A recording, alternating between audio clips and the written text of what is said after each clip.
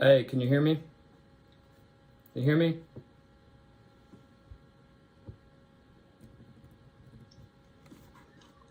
How about now? Can you hear me now? Hello. Hi. Hey, can you hear us? Can you hear us? Yeah. Okay. All right. So I brought Jen in here, and you're actually we have two cameras on us, one on us and one on you. And so just real briefly, I want I know you don't know that you didn't know all this was happening, so that's kind of why we were doing this. You know Kyle likes surprises. I do. I love surprises. Would you mind telling just very briefly, like in 5 minutes or less, your 12+ year struggle with drugs and what your life was like before you came here? Yeah. So, I got into drugs. I hung out with the very wrong people I shouldn't have ever been hanging out with. I had a very tragic loss happen to me and my daughter, and it kind of made me spiral out of control. And I didn't know how to deal with those feelings, so I wanted to numb it the best way I knew how, and that was with drugs and alcohol and anything I get my hands on. And so I started with pain pills. Then I started drinking every night, started drinking every morning, started from like 7 a.m. until whenever I passed out from it. How old were you? And then the tragic. How old were you when you started using regularly? Probably 12 or 13, I would say. Okay. That's when I started with the alcohol and the weed and the pain pills and all of that. So we had a tragic loss, and he overdosed from heroin. And you would think that would make me like draw away from it, like not want to do that, but it actually made me want to do it even more, I guess, in a sense, to feel what he was feeling and all the pain and suffering. And I don't know how to explain that, but I turned to it instead of away from it, and it was just an awful down spiral. How many times did you try recovery?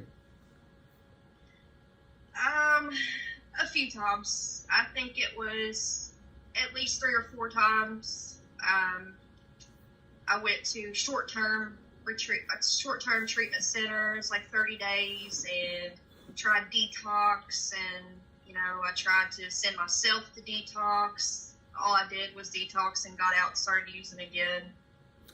And then it didn't really hit me that I needed full recovery until I was sitting in the detox cell once again and just got really sick of it. And just the pain and suffering, and having my mama hang up on me and tell me she's done. She didn't want to hear my jail phone calls anymore. And How old were you when you decided to finally get clean? I think I was, 27. 27. I believe. Okay. And we knew each other because I knew your aunts. I'd gone to school with your aunts, and I had known you since you were probably that 12 or 13-year-old kid. But they contacted me a little while ago, a couple years ago, I guess, and said, "Hey, Allie's doing really great, and Allie's, really doing a fantastic job. And I know that you're all about giving people second chances." And I, dead in their eyes, said, "I would give anybody a chance, but Allie's not gonna make it. I'm not gonna hire Allie because Allie has not proven to me that Allie is truly a different person than I knew. First time I represented you in court at 17 years old." And so But I said, I'll tell you what, I will interview Allie. What did I say at the end of that interview? Do you remember? Well, I remember you told me that I had one chance, and if I messed that up, I was gone. That I had one chance to prove to you that I was actually going to do this and actually going to, put an effort to show that I actually wanted this job and that I actually wanted to help people and that I wasn't just here for a paycheck or whatever. And you said if it got too much for me in my sobriety, that I'd be gone as well. And so far, I think it's done nothing but help my sobriety. Do you remember me saying that it's going against my better judgment, but I'm going to give you a chance and I'm going to hire you? And you mentioned a couple things to me that day. You said, I have a record that I'm coming off probation, and you also said I have an appearance issue that I want to make sure you're okay with. And when you walked in, you actually you were wearing long sleeves, and you had your sleeves pulled down. You're getting ready to go to court that afternoon, and then you showed me your hands. Right? You remember that? So show me your hands. Okay. Oh, terrible. And when did you get the tattoos on your hands and your knuckles and things? While you were in the throes of your addiction?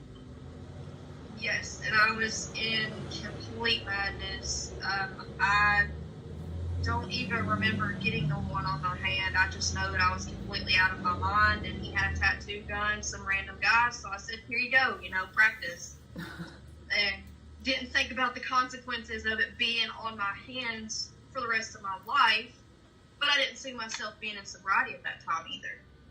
In fact, you told me one time you didn't think you'd see yourself alive very much longer either, right? Yeah. So, first things first, we have gotten an insurance company to actually provide a bond for you to actually become a notary public. Now, that means that we still have to pull your file and we have to get approval from the judges and things, and I'll work on that, all right? But I wanted you to see that we actually have a notary bond for you that we went out of our way to make sure that you could get, because I know how important it is for you to be able to live a normal life now. And you are haunted by your past, which is also the one thing that makes you one of my best workers, one of my best employees. And you give me faith every day that there is hope for all the people that we help. Because at 17, you had dead eyes, girl. And I told your family you wouldn't make it to 21. I told them right then. How you did, I don't know. I mean, you must have the constitution of just an unbelievable person. You've got like iron in you or something. But you did it. And I'm very, very proud of you. And that's the first thing we did. The second thing I wanted to tell you and kind of surprise you with is that you are beautiful the way that you are. You can have tattoos all over you. Face would be weird, but you could have tattoos all over you, and it's an avenue for you to open up to others and talk to them. And I know you've done that because I know people have asked you about, were you in jail? Were you in recovery? But I know it bothers you because you're raising a 15-year-old young lady, and you've got another daughter, and it makes a big deal to you because you want to be the quintessential normal person and mom these days too, not just a probation worker, right? So show me those hands again. All right, so Jen and I have worked out with a friend of mine that we are going to pay for the removal of the tattoos off your hand. Hands, both of them, yeah. And this is our thanks to you for being such a hard worker. And I, usually when I say to Jen, like, hey, I've got an idea, just hear me out. Usually I have to explain everything, but like, she was just like, yeah, do it. When were we telling her? And so that's why we wanted to have this meeting today, because that's why I was asking all the questions last night, and I was working it out with a friend of mine. It's a unique procedure. It's not laser. It's done in a very similar format that actually receiving a tattoo does, but it actually takes the ink out. Even prison tattoo ink, it'll remove it. It's going to take, it may take up to 40 weeks, which would mean like 4 or 5 treatments. It would take about 8 weeks in between each time. It's not going to be the most pleasant thing. You're probably going to have gauze on your hands for a little bit, and we'll all make fun of you a little bit because you're typing weird and you can't text us. But well, she has an Android, so don't text us so anyway. It doesn't work anyway. Yeah. But we are when Jen and I told you all when you came on board that all of our employees are family. That especially goes for you. I've known you the longest out of anybody out of the group, and we genuinely care about you and your well-being and your mental health and your self-image and things like that. And I know that you had talked about wanting to get them removed, and it's a very expensive process, and you didn't want to burden your grandparents for something that you did, and you didn't have anybody to ask. So I have been working to make sure this could happen over the last few weeks. And so last night I got the okay, and we're gonna set up some time. It'll probably be on a weekend when you have it done, and then it'll be a few weeks where things kind of they'll get real red and things. But you've been through a lot. You can handle this. I'm sure of it. But I want you to know, and I'm sure Jen would say the same thing. We are very, very proud of you. We are extremely proud of you. You are what everyone should see when it comes to recovery, that you can do it. It's gonna suck.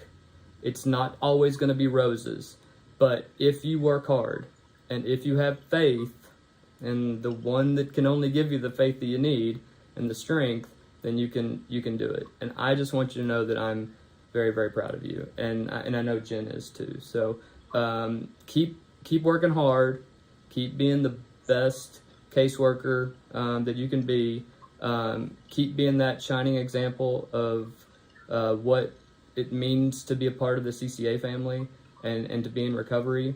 And you just be the best mom to those girls and the best husband to Matt. Wife. I'm sorry, wife to Matt. Sorry, don't be a husband. That would be weird. Best wife to Matt, who I know anybody else that sees this, you found true love, and you found somebody that cares for your babies, and you found somebody that understands the struggles that you've been through, and loves you no matter what, even though you are hard-headed sometimes, girl, and he lives with that. But we're proud of you, and we love you, and we want you to know that we were doing this for you. Okay? Thank you. You're gonna make me cry. I told Matt today I was gonna make old mean butt cry today. So he said, "Well, it must be something big, because if you're gonna make her cry, it's gotta be something big." So this is a reward for being the person that we always knew you could be. All right, I'm proud of you. All right, and I know other people are too. So just keep it up, and we love you. All right. Okay, thank you. Love you all. Love you. Talk to you later. Bye. Bye. Bye.